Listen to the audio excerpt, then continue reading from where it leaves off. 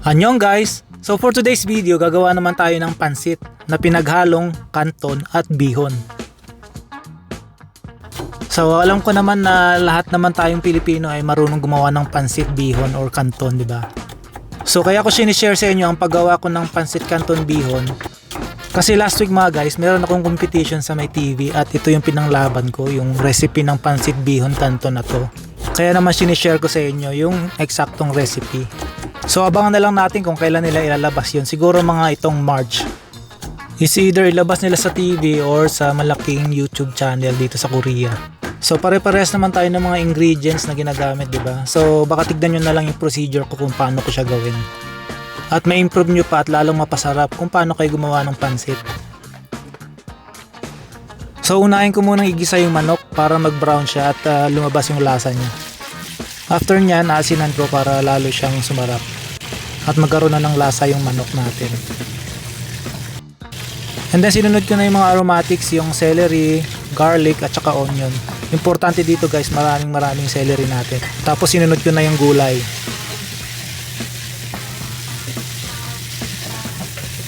At syempre, lalagyan na natin ng toyo habang ginigisa natin. Kailangan talaga Philippine toyo ang gagamitin natin. Kasi medyo dark siya at hindi siya masyadong maalat.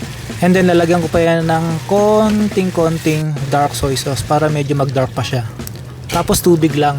Kung meron naman kayong chicken stock, okay din yun. Pero meron tayo ditong chicken powder, kaya chicken powder na lang. So pagkakulo, ilalagay ko na yung ating pansit bihon. Hindi ko siya guys binababad kasi hindi siya masarap kapag binabad natin. Unang-una magiging malabsak siya. And then hindi niya mahihigop yung sarap ng sabaw natin, di ba? So kaya hindi ko na siya binababad, diretso na yan.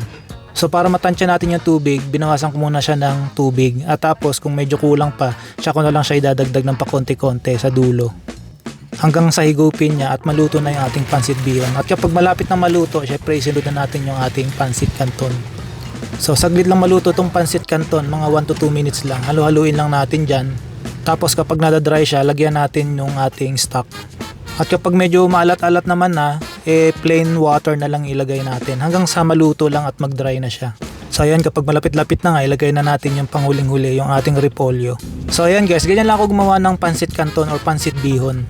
So abangan nyo na lang to sa TV kung nanalo nga to. Alam nyo pang world class talaga yung mga Filipino food kaso hindi lang siya masyadong sikat.